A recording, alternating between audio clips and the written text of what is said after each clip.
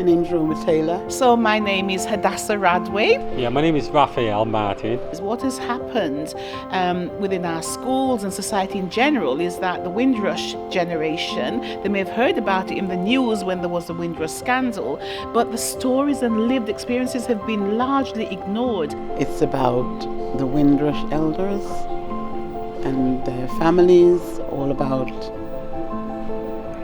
it's all about us. And I'm here just checking out the exhibition and I'm really enjoying it. I thank God that I'm here. And looking at their stories, reading what's been said, looking at the images that have been displayed, it is a tremendous occasion. So we can tell our stories that our children, grandchildren and great-grandchildren will know all about it. I was so emotional this morning, I couldn't take it. It was just, just emotional.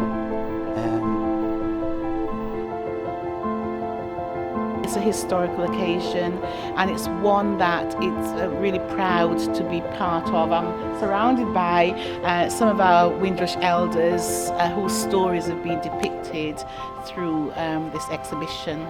But it's good, it's a good thing to be recognised, as people who come here, not to cause trouble, but to blend in and help if we can. Picture paints 1,000 words as well. Those images are just so stark and poignant. You look at the people's eyes and you see the emotions that are coming out.